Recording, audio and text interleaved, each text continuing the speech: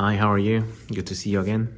My name is Jin and I'm from South Korea. And partly because I'm from South Korea and started talking about my own country, I got to know that there are differences in perspectives inside and out.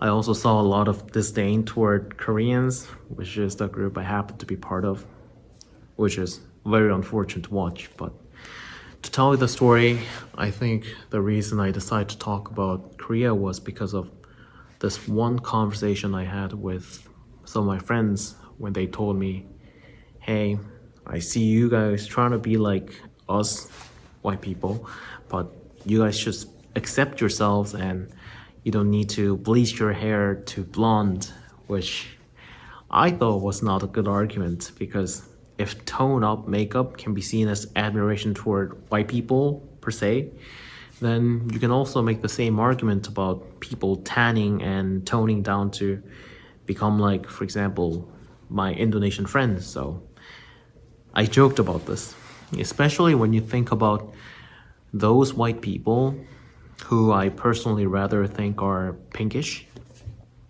sometimes also put on makeup that gives them a tone up. So I was like, yeah, we already love ourselves more than any other people can do, so you don't have to worry about that.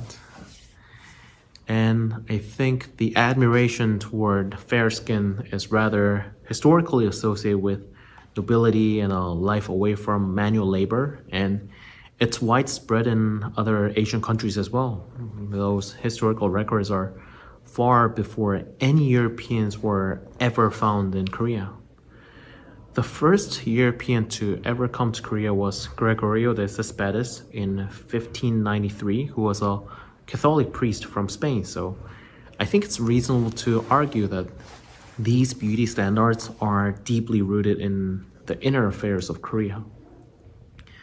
And because it implies social status, as the upper class could afford to stay indoors and avoid the sun and manual labor that would tan their skin, which is quite ironic, especially from the 20th century, tanned skin became associated with wealth and leisure in many Western societies, as sunbathing and beach vacations became fashionable among the rich people who could afford the luxury of traveling. So there was that.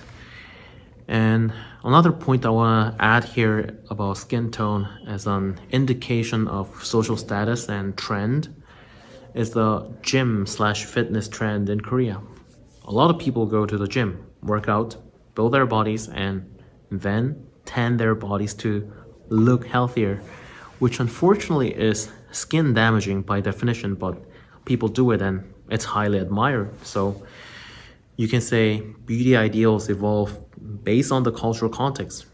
Sure, there are a lot of skincare products labeled as whitening, but I think the purpose of these products are to brighten the skin.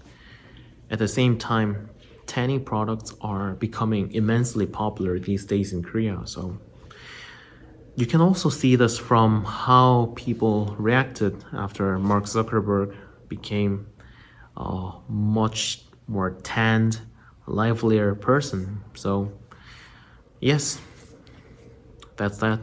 If you enjoyed this conversation, please like this video and subscribe to my channel. See you next time. Bye bye.